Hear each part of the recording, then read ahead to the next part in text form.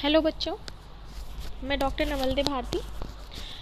Orchid cultivation में आज हम लोग लास्ट लेक्चर डिस्कस करेंगे, post harvest management of orchids. पिछले जो है 7 लेक्चर्स हम लोगों ने ऑर्किड्स में डिस्कस किए हैं, जिसमें पूरा हम लोगों ने ऑर्किड की कल्टीवेशन प्रैक्टिसेस को डिटेल में डिस्कस किया है।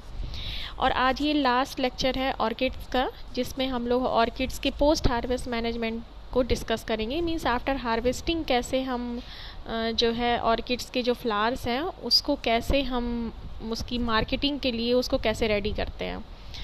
तो पोस्ट हार्वेस्ट मैनेजमेंट में सबसे पहले हम लोग इसमें देखेंगे कि आफ्टर हार्वेस्टिंग जो ऑर्किड्स के फ्लावर्स हैं या स्पाइक्स पेनिकल हैं उसको हम ग्रेडिंग, सबसे पहला स्टेप होगा हमारा ग्रेडिंग का। ग्रेडिंग का मतलब कि on the basis of different parameters flowers को हम लोग सेपरेट करते हैं, स्पाइक्स को हम लोग सेपरेट करते हैं। मीन्स हम ये आइडेंटिफाई करेंगे कि हमारे जो भी फ्लावर्स हो या जो भी हमारी स्पाइक्स हो वो यूनिफॉर्म हो, उसका अपीयरेंस और सारी चीज़ें।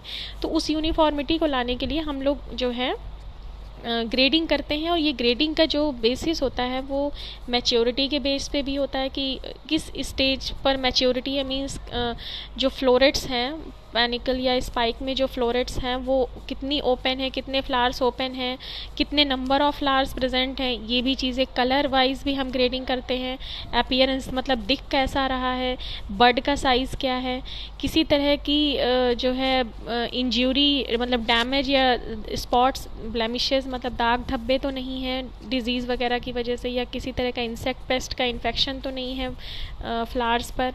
स्ट्रेंथ मतलब मजबूत, जो उसकी स्टेम है फ्लावर की, जो रैकिस है जिससे फ्लावर्स अटैच होती है, रैचेस जो होती है वो मजबूत है या नहीं, मतलब कि उसको सीधी तरह से हैंडल हो पाएगी या नहीं, स्ट्रेट है या नहीं, और लेंथ जो फ्लावर की स्टेम है उसकी लेंथ कितनी है। तो ये सारी चीज़ों के आधार पर हम लोग जो है ग्रेडिंग करते हैं। मींस एक पर्टिकुलर साइज़ के गुड लुकिंग और एक अप्रोप्रिएट साइज़ के फ्लोरेट्स वाले या नंबर्स वाले फ्लावर्स को हम लोग ग्रुपिंग करते हैं, अलग अलग जो है बंचेस उसके बनाते हैं, और जिसका कि मार्केट में अलग अलग तरह से हम उसका प्राइस हमें मिलता है।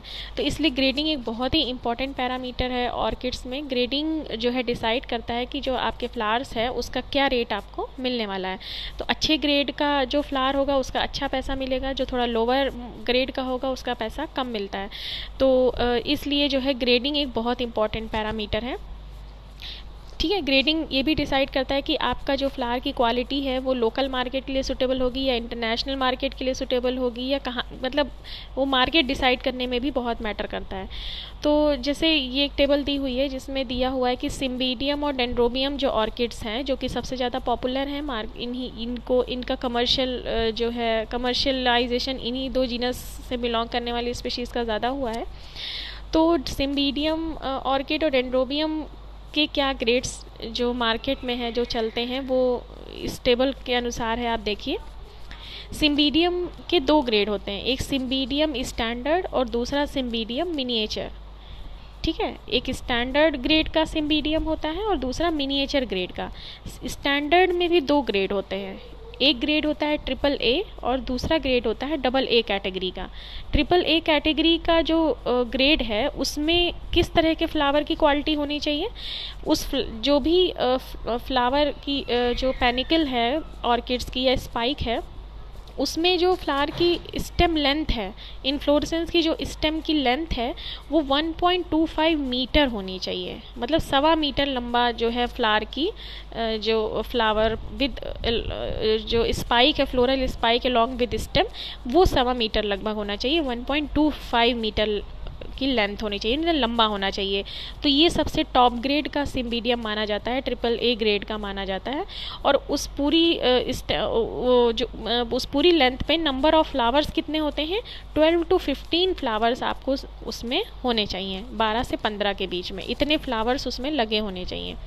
तब हम उस ऑर्किड को हम AAA ग्रेड का ऑर्किड मानते हैं। साथ ही जो है सब यूनिफॉर्म होने चाहिए कलर वाइज, और साइज़ बड की जो साइज़ है या स्टेज ऑफ मैच्योरिटी है, ये सारी चीज़ें तो यूनिफॉर्म होनी ही चाहिए। लेकिन स्टेम लेंथ और नंबर ऑफ फ्लावर जो है 1.25 और 12 to 15 नंबर ऑफ फ्लावर्स होने चाहिए। दूसरा है थोड़ा सा लो ग्रेड का सिम्बीडियम स्टैंडर्ड आता है, जिसमें डबल ए कैटेगरी का। ट्रिपल ए कैटेगरी तो मैंने बताया टॉप पोस्ट कैटेगरी है। सिम्बीडियम स्टैंडर्ड सिम्बीडियम की दूसरी कैटेगरी है डबल ए कैटेगरी, जिसमें स्टेम की लेंथ जो है वो 90 सेंटीमीटर होती है। मीन्स 90 सेंटीमीटर तक के जो स्टेम लेंथ वाले फ्लावर्स हैं उनको अलग कर लेते हैं, वो सारे एक ग्रुप में कर लेते हैं, और उसमें लेकिन ये जो नंबर ऑफ फ्लावर्स की जो संख्या है वो 8 होनी चाहिए, मतलब मिनिमम 8 फ्लावर्स उसमें होने चाहिए। तो हम उसको डबल ए कैटेगरी में रखते हैं। उसके बाद सिम्बीडियम मिनिएचर की कैटेगरी आती है, मतलब मिनिएचर सिम्बीडियम, मतलब स्मॉल सिम्बीडियम में जो छोटे फ्लावर्स वाली है उनमें। उसमें देखिए उसमें भी सब ग्रेड्स हैं। जैसे फर्स्ट है एक्स्ट्रा लार्ज, है ना, एक्स्ट्रा लार्ज, फिर लार्ज, फिर मीडियम और स्मॉल, यानी एक्सएल, एल और एम, एस, इतने 4 ग्रेड के मिनिएचर सिम्बीडियम को कैटेगराइज किया गया है। स्टैंडर्ड के बाद जो स्टैंडर्ड के दोनों ग्रेड हैं ट्रिपल ए, डबल ए, उसके बाद जो बाकी लोअर ग्रेड में जो आते हैं वो मिनिएचर कैटेगरी में आते हैं, और मिनिएचर कैटेगरी में भी 4 सब ग्रेड हैं। तो जैसे एक्सेल ग्रेड में जो सिम्बीडियम आता है उसमें जो स्टेम लेंथ होनी चाहिए, मतलब फ्लावर की जो स्टेम है उसकी जो लेंथ होनी चाहिए वो 65 सेंटीमीटर से अबव होनी चाहिए, है ना। 90 सेंटीमीटर से कम और 65 प्लस होनी चाहिए, नहीं 65 सेंटीमीटर से ज़्यादा होनी चाहिए। और नंबर ऑफ़ फ्लावर्स 15 होते हैं, स्मॉल साइज़ के फ्लावर्स होते हैं। नेक्स्ट आता है लार्ज कैटेगरी। लार्ज कैटेगरी में जो है फ्लावर की जो स्टेम या पेनिकल की जो लेंथ होगी वो 55 to 64 सेंटीमीटर होगी, और नंबर ऑफ़ फ्लावर जो है 12 to 14 के अराउंड होंगे। मीडियम कैटेगरी में जो स्टेम लेंथ होगी वो 40 to 54 सेंटीमीटर स्टेम की लेंथ होगी, मतलब थोड़ा सा लार्ज से थोड़ा छोटा होगा, मीडियम होगा, और नंबर ऑफ़ फ्लावर्स 8 to 11 होंगे। और स्मॉल कैटेगरी में, मिनिएचर सिम्बीडियम की कैटेगरी में 30 to 39 सेंटीमीटर जो है स्टेम की लेंथ होनी चाहिए, और नंबर ऑफ़ फ्लावर्स 5 होने चाहिए। तो ये जो है जो इंटरनेशनल मार्केट में जो सिम्बीडियम ऑर्किड्स की जो ग्रेडिंग है, जो एक्सेप्टेबल ग्रेड है वो इस ग्रेड का है। तो इस अकॉर्डिंग जब आप अपने फ्लावर्स को ग्रेड करते हैं तो उस अकॉर्डिंग वेदर ये ट्रिपल ग्रेड का हो या फिर डबल ए ग्रेड का हो या मिनिएचर ग्रेड्स में हो, उस अकॉर्डिंग आपको मार्केट में इसका पैसा मिलेगा, है ना। अब इसी तरह डेंड्रोबियम ऑर्किड्स को हम देखें तो इसमें भी 4 सब ग्रेड्स होते हैं, एक्स्ट्रा लार्ज, लार्ज, मीडियम और स्मॉल साइज़ में। तो जो एक्स्ट्रा लार्ज होता है तो उसमें जो फ्लावर की जो स्टेम है उसकी लेंथ 50 सेंटीमीटर अराउंड होती है, और नंबर ऑफ़ फ्लावर्स जो होने चाहिए वो मोर देन 10 होने चाहिए। डेंड्रोबियम्स में ऐसा है। लार्ज साइज़ में 45 to 50 सेंटीमीटर के अराउंड जो है स्टेम लेंथ होनी चाहिए, और फ्लावर्स अराउंड 8 to 10 होने चाहिए। और मीडियम साइज डेंड्रोबियम में 40 to 45 सेंटीमीटर स्टेम की लेंथ होती है, और नंबर ऑफ़ फ्लावर्स जो है 6 to 8 के अराउंड होते हैं। और एट लास्ट स्मॉल साइज़ जो डेंड्रोबियम है वो 30 to 40 सेंटीमीटर स्टेम की लेंथ होती है, ओवरऑल फ्लावर की लेंथ होती है, और 4 to 5 फ्लावर्स उसमें होते हैं, मीन्स लोअर ग्रेड का होता है ये। तो इस तरह से सिम्बीडियम और डेंड्रोबियम की जो है ग्रेडिंग की गई है, ताकि उसके यूज़ के अकॉर्डिंग उसकी जो है मार्केटिंग की जाए, और उस अकॉर्डिंग उसका प्राइस जो है वो मिलता है। नेक्स्ट है ग्रेडिंग के बाद जब आप फ्लावर्स को अपने ग्रेड कर लेते हैं अकॉर्डिंग टू स्टेम लेंथ और नंबर ऑफ़ फ्लावर्स के आधार पे, तब उसके बाद नेक्स्ट स्टेप आता है पैकेजिंग का, कि अब आप उसे पैकेज मतलब कैसे उसकी पैकेजिंग करेंगे ताकि ट्रांसपोर्टेशन ईजी हो। पैकेजिंग का मेन मकसद जो होता है, सबसे पहला मकसद किसी भी प्रोडक्ट को जो आप पैक करते हैं उसका सबसे पहला मकसद होता है कि वो प्रिजर्व रहे, मीन्स वो अपनी क्वालिटी और अपीयरेंस के साथ बिल्कुल वैसा ही रहे, किसी तरह का उसको ट्रांसपोर्टेशन के दौरान जो है किसी भी तरह का डैमेज ना हो, किसी भी तरह से वो स्पॉइल ना होने पाए, ये पैकेजिंग का मकसद होता है। और दूसरा मकसद होता है पैकेजिंग का कि प्रोडक्ट को अट्रैक्टिव बनाना। तो फ्लावर्स के केस में देखा जाए तो पैकेजिंग का जो है मेन ऑब्जेक्टिव होता है कि जो फ्लावर्स हैं ये हाईली पेरिशेबल हैं, है ना। तो ये बहुत जल्दी जो है ड्राई अप हो सकते हैं या इनकी क्वालिटी डिग्रेड हो सकती है। तो ये पैकेजिंग इनकी ऐसी होनी चाहिए कि ऑर्किड्स के जो फ्लावर्स हैं वो फ्रेश रहें जब तक कि वो कंज्यूमर के हाथ में नहीं पहुंच जाते हैं। तो इसलिए पैकेजिंग बहुत इंपॉर्टेंट स्टेप है ग्रेडिंग के बाद। तो पैकेजिंग करने का फर्स्ट स्टेप है कि जैसे ही आपने फ्लावर को ग्रेड कर लिया, है ना, उसके बाद इन फ्लावर्स को आप जो है जितने भी फ्लावर्स हैं, कट फ्लावर्स हैं, उनके बेसल एंड को, जो कट पार्ट है जहाँ से आपने फ्लावर को कट किया है प्लांट से, उस पार्ट को आप तुरंत वाटर में आप डिप कर देंगे, लोअर मोस्ट पार्ट को, जिससे कि जो फ्लावर्स हैं वो अपने को हाइड्रेट कर लें, मींस वाटर एब्जॉर्ब कर लें और फ्लावर्स में टर्जिडिटी मेंटेन हो जाए। तो प्योर वाटर में भी कर सकते हैं, और अगर शेल्फ लाइफ बढ़ानी हो या किसी भी तरह के पैथोजेनिक अटैक से प्रिजर्व करना हो तो उसी वाटर में प्रिजर्वेटिव भी डाल देते हैं, है ना। या फिर डायरेक्ट वाटर में ना डाल करके एक भीगी हुई कॉटन में कॉटन स्वैब बनाते हैं जो जिसमें कि पानी और प्रिजर्वेटिव से वो भीगी हुई होती है, पूरी तरह से इम्बाइब्ड होती है, और उसको उसी कट पोर्शन पर रख देते हैं। तो कोई भी तरीका हो सकता है, चाहे बेसल एंड जो कट फ्लावर है उसका जो बेसल एंड है जो उसको या तो पानी में रख दीजिए विद प्रिजर्वेटिव, और या फिर भीगी हुई कॉटन जिसमें पानी से भीगी हुई कॉटन को उस कट एंड पर रख दीजिए। दोनों ही तरह से जो फ्लावर की जो स्टेम है वो वाटर एब्जॉर्ब करती है, ठीक है। तो अगर आप कॉटन स्वैब रख रहे हैं तो उसके बाद उसको प्लास्टिक से कवर कर दीजिए और किसी रबर बैंड से कसकर बांध दीजिए। उस पानी में प्रिजर्वेटिव के तौर पर हम काफ़ी कुछ मिक्स कर सकते हैं, मींस जैसे कि पल्सिंग, उसी दौरान हम पल्सिंग करते हैं, है ना, जिससे कि जो फ्लावर्स की जो स्पाइक्स जो ऑर्किड स्पाइक्स हैं वो पूरी तरह से हाइड्रेट हो जाएं और उनमें जो है थोड़ा सा फूड मटेरियल भी स्टोर हो जाए, जिससे कि उनकी शेल्फ लाइफ बढ़ जाए। क्योंकि ये फ्लावर स्पाइक मदर प्लांट से सेपरेट हो चुकी हैं, अब उनमें जो रिमेनिंग फूड बचा हुआ है, सिर्फ उसी जितना फूड बचा है उसी बेस पर वो उतनी देर के लिए उनकी शेल्फ लाइफ होगी। तो इसीलिए ज़्यादा वाटर और फूड मटेरियल स्टोर करने के लिए हम पल्सिंग करते हैं। पल्सिंग हम क्या करते हैं कि हम एक सॉल्यूशन बनाते हैं वाटर में जिसमें 2% सुक्रोज होता है, सुक्रोज शुगर होती है ना, सिर्फ सुक्रोज शुगर भी हो सकती है, और उसमें हम डिप करके रख सकते हैं।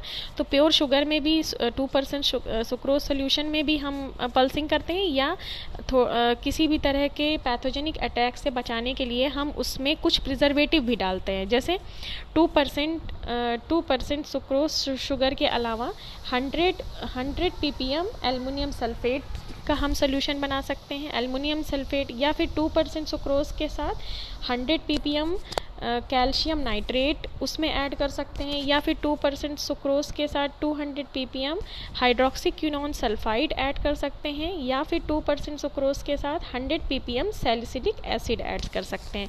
तो ये जो सुक्रोज के साथ आप देख रहे हैं, साथ में एल्युमिनियम सल्फेट हो या कैल्शियम नाइट्रेट हो या हाइड्रोक्सीक्विनोन सल्फाइड हो या सैलिसिलिक एसिड हो, ये सारे प्रिजर्वेटिव हैं। प्रिजर्वेटिव मीन्स ये वो केमिकल कंपाउंड्स है जिनमें एंटी बैक्टीरियल एक्टिविटी होती है, एंटी फंगल एक्टिविटी होती है।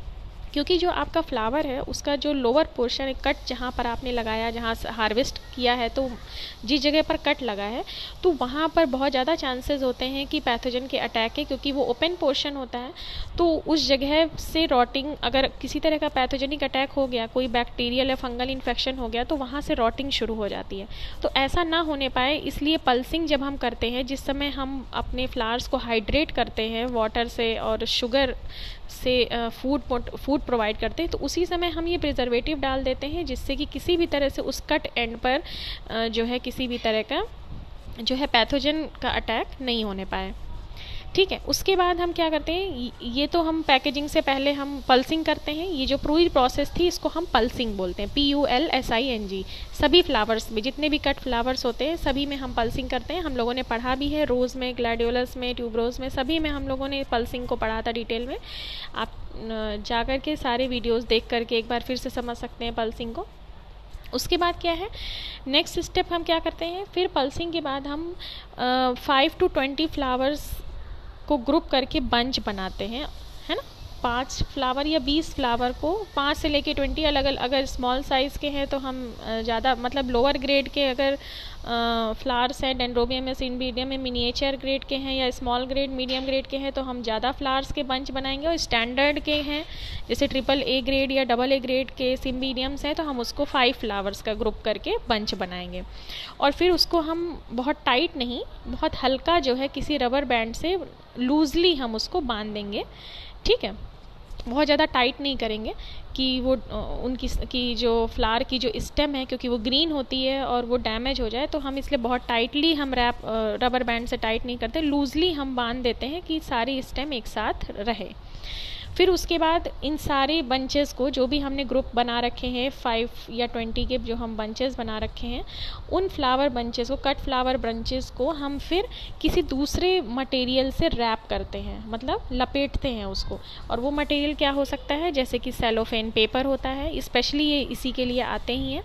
सेलोफेन पेपर, क्राफ्ट पेपर भी हो सकता है, न्यूज़पेपर भी हो सकता है, टिश्यू पेपर या कोरुगेटेड कार्डबोर्ड शीट्स आती हैं, आप उनसे इन अलग अलग बंचेस को रैप करते हैं, ठीक है। कोरुगेटेड जो कार्डबोर्ड शीट्स होती हैं ये शॉक एब्जॉर्बर होती है। अगर किसी तरह का ट्रांसपोर्टेशन के दौरान धक्का लग रहा है या किसी तरह का फोर्स अप्लाई हो रहा है फ्लावर्स पर, क्योंकि फ्लावर्स बहुत डेलिकेट होते हैं, डैमेज ना होने पाए इनकी पेटल्स, तो इसलिए हम कोरुगेटेड कार्डबोर्ड शीट्स का इस्तेमाल करते हैं जो कि शॉक एब्जॉर्बर होते हैं। तो जो भी धक्का लगता है ट्रांसपोर्टेशन के दौरान या हैंडलिंग के दौरान, तो ये फ्लावर्स आपके डैमेज नहीं होने पाते, और ये जो कोरुगेटेड कार्डबोर्ड शीट्स होती हैं ये सारे शॉक को एब्जॉर्ब कर लेती हैं। फिर उसके बाद रैप करने के बाद हम इसको पैकेजिंग के लिए आगे प्रोसीड करते हैं। अब जैसे लोकल मार्केट के लिए हमें फ्लावर्स को पैक करना है, तो हम लोकल मार्केट के लिए पैकेजिंग नहीं करते, हम सीधे सीधे जो बंचेज़ हैं हमारे उसको हम एक बकेट में ही रहने देते हैं, जिसमें पानी और वो सारे प्रिजर्वेटिव जो पल्सिंग मटेरियल जो आपने पल्सिंग के तौर पे सोल्यूशन बनाया था, उसी पल्सिंग का सोल्यूशन में हम बंचेस को रहने देते हैं और लोकल मार्केट में हम सेल आउट कर देते हैं। हमको उसके लिए प्रॉपर पैकेजिंग की ज़रूरत नहीं होती। लेकिन जब हमें लॉन्ग डिस्टेंस में की मार्केट तक पहुंचाना होता है फ्लावर्स को, तो हमें जो है पैकेजिंग करनी पड़ती है, क्योंकि वहाँ तक लॉन्ग डिस्टेंस की अगर मार्केट में लेके जाना है तो आपको ट्रांसपोर्ट करके ले जाना होगा, तो ट्रांसपोर्टेशन ईजी हो जाए, इसलिए हमें फ्लावर के बंचेस को शॉर्ट टर्म के लिए जो है पैक करना पड़ता है। तो वो कैसे करते हैं, तो इसमें लिखा हुआ है, for long distance transport and storage pack the flower bunches in dry cardboard boxes. Flower के जो बंचेस उनको हम लोग ड्राई कार्डबोर्ड बॉक्सेस में हम पैक करते हैं। The box should be large enough, box इतना बड़ा होना चाहिए to comfortably fit the flower bunches, जिसमें कि सारे के सारे फ्लावर बंच फिट हो जाएं। मींस बहुत ज़्यादा लार्ज साइज़ का भी नहीं होना चाहिए, क्योंकि अदरवाइज जो फ्लावर के जो बंचेस हैं वो अपनी एक ही पोजीशन पे नहीं रह पाएंगे। और ना ही बहुत स्मॉल साइज़ का बॉक्स होना चाहिए कि उसमें सारे फ्लावर्स जो है जो फ्लावर बंचेस हैं वो बहुत ज़्यादा कम स्पेस में आप मतलब कम स्पेस है और उसमें आपने उसे भर दिया है, तो वो भी ठीक नहीं। मीन्स सभी जितने भी फ्लावर बंचेस उनको सफिशिएंट स्पेस मिले, किसी भी तरह का फोर्स जो है वो अप्लाई ना हो। तो बॉक्स का साइज़ आपके फ्लावर के बंच के साइज़ के अकॉर्डिंग होना चाहिए, है ना। तो जो आइडियल बॉक्स देखा गया है वो टेलीस्कोप स्टाइल में होना चाहिए, मतलब राउंड शेप का टेलीस्कोप स्टाइल में होना चाहिए, जो कि कोरुगेटेड फाइबर बोर्ड बॉक्सेस के बने हों, है ना, क्योंकि वो कोरुगेटेड जो फाइबर बॉक्सेस होते हैं वो शॉक एब्जॉर्बर होते हैं, मैंने अभी बताया। मीन्स इंडिविजुअल रैपिंग, हर बंच की इंडिविजुअल रैपिंग भी करेंगे और फिर सारे बंच को एक साथ हम बड़े पैक में डालते हैं, ठीक है ना। जैसे 8 या 10 बंचेस, जैसे 5-5 कट फ्लावर का आपने एक बंच बनाया, है ना, इस तरह कई बंच आप जब बनाएंगे तो उन सभी बंचेस को फिर एक साथ आपको पैक करना होगा किसी बड़े पैक में ना। तो ये वहाँ उसकी बात हो रही है कि फिर हम एक बड़ा पैक लेंगे आइडियल साइज़ का, जो टेलीस्कोप स्टाइल का, जिसमें सारे बंचेस को हम अंदर फिट कर देंगे। और बहुत ज़्यादा हम बंचेस भी नहीं डालते और ना ही बहुत कम, और आइडियल साइज़ होना चाहिए बॉक्स का। फिर और बंचेस को हम रखेंगे कैसे, जो फ्लावर के बंचेस हैं जिनको आपने इंडिविजुअल बंचेस को, जिनको CFB या सेलोफेन पेपर में या सेलोफेन स्लीव्स में आपने रैप कर रखा है उनको अल्टरनेट स्टाइल में रखेंगे। अल्टरनेट मतलब कि अगर लोअर एंड एक फ्लावर का किसी फ्लावर का जो बंच है उसका लोअर एंड पर दूसरे बंच का जो अपर एंड होगा वो होगा, और उसके ऊपर फिर नेक्स्ट बंच हम उसके जस्ट अपोजिट उल्टा करके रखेंगे। मीन्स स्टेम पोर्शन और फ्लावर पोर्शन एक दूसरे के जस्ट अपोजिट अल्टरनेट वे में अपोजिट करके हम रखते जाएंगे। ठीक है, उसके बाद क्या होगा, फिर नेक्स्ट है keep ethylene scrubber with KMNO4 और Purafil in the boxes to increase the keeping quality of the flowers. देखिए ये बहुत इंपॉर्टेंट पॉइंट है, ये बहुत बार एग्जाम में भी शॉर्ट मतलब ऑब्जेक्टिव टाइप क्वेश्चन में पूछा जाता है कि इथाइलिन स्क्रबर या ethylene absorber. Actually ethylene absorber ये KMNO4 को हम लोग बोलते हैं, है ना, या प्यूराफिल को हम इथाइलिन एब्जॉर्बर के नाम से जानते हैं। KMNO4 मतलब पोटेशियम परमैंगनेट हम इसको बोलते हैं। तो ये जो पोटेशियम परमैंगनेट है या प्यूराफिल है, ये करता क्या है कि जो भी हमारे ये लिविंग प्रोडक्ट होते हैं, हॉर्टिकल्चर प्रोडक्ट होते हैं, चाहे फ्रूट हो या वेजिटेबल हो या फ्लावर की हम बात कर रहे हैं, तो ये जब इनकी जैसे जैसे एजिंग होती है, मीन्स सेनेसेंस की तरफ जाते हैं, तो ये इथाइलिन इनमें प्रोडक्शन होता है। इथाइलिन जो कि एक फ्रूट राइपनिंग हार्मोन है, तो ये प्लांट जो है वो प्रोड्यूस करते हैं जैसे ही हम इन्हें मदर प्लांट से अलग कर लेते हैं।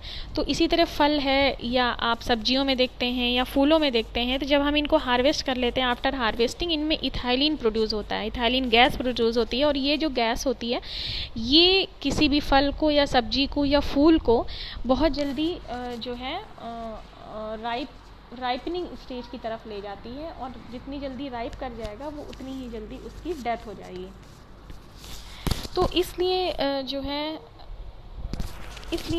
जो है हम इससे क्या होगा कि शेल्फ लाइफ जो है उस प्रोडक्ट की कम हो जाती है, फ्रूट हो या वेजिटेबल हो।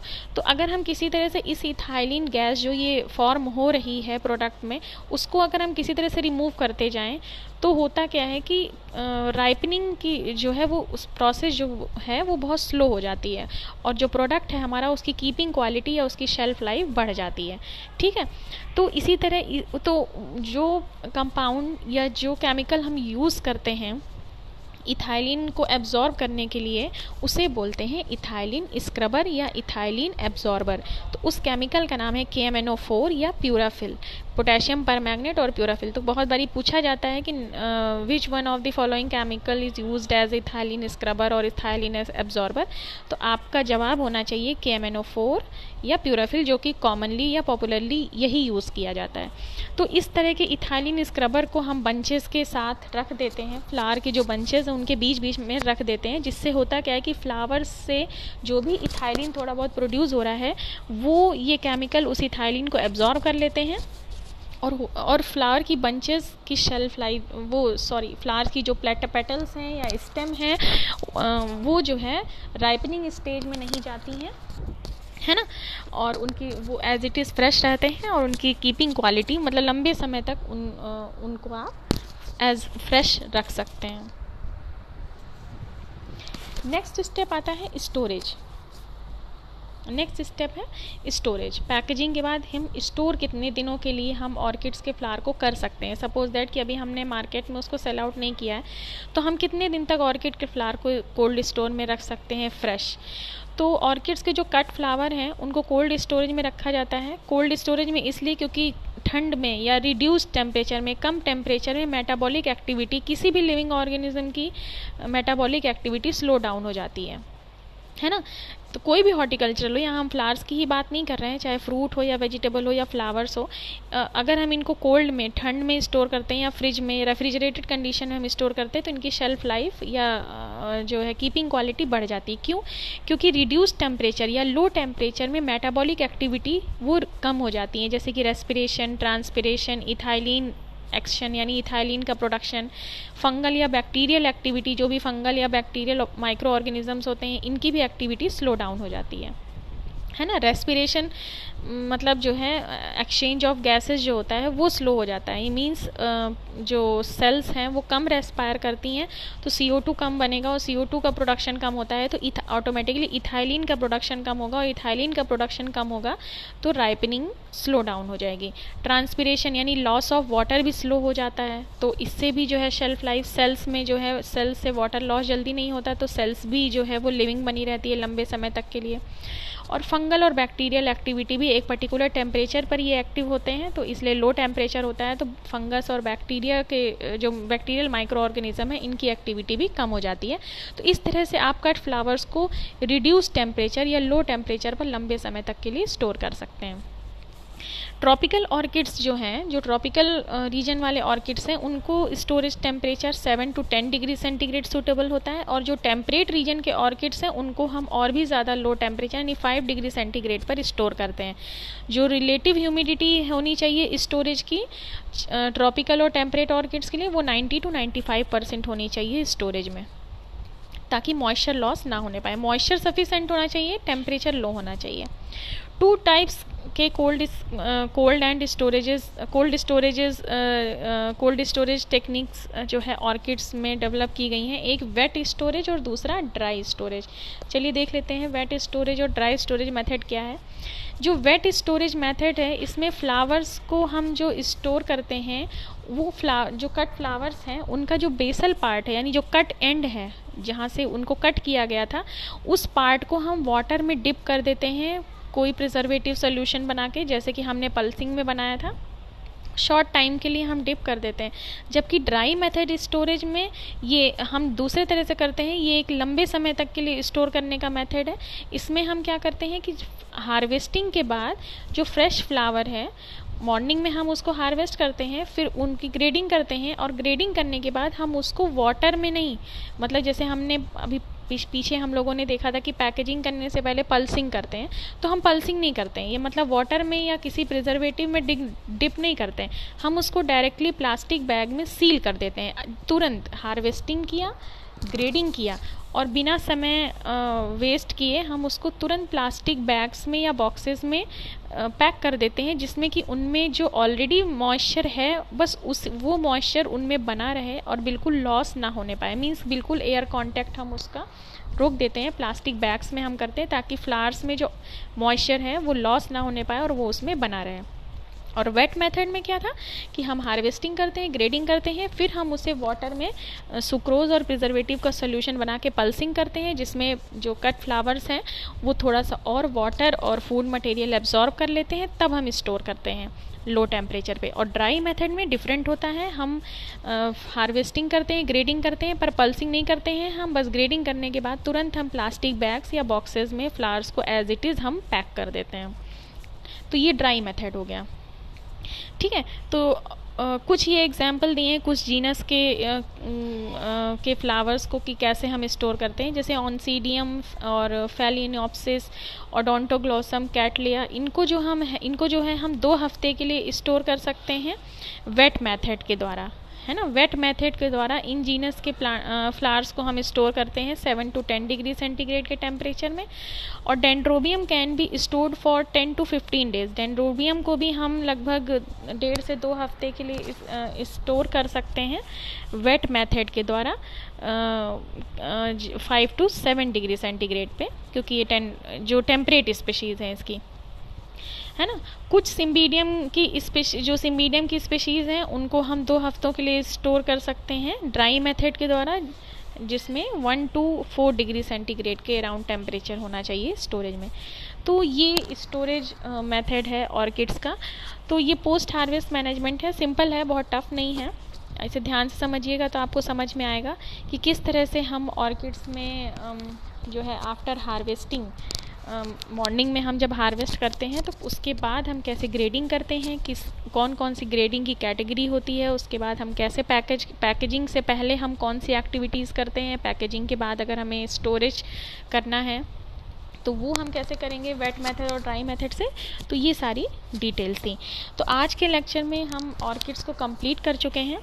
इसके अलावा किसी इस पूरे ऑर्किड्स जितना हम लोगों ने पढ़ा है इससे रिलेटेड किसी भी तरह का आपका कोई भी क्वेश्चन हो तो आप अपने डाउट्स क्लियर कर लीजिएगा, ठीक है। और अगर कोई बात नहीं समझ में आती है तो आप हमसे क्वेरी ज़रूर करिएगा, तो हम उसको आपको डिटेल में फिर से बताएंगे। बाकी नोट्स हमने आप लोगों को प्रोवाइड कर दिया है, तो आप इसको पढ़िए।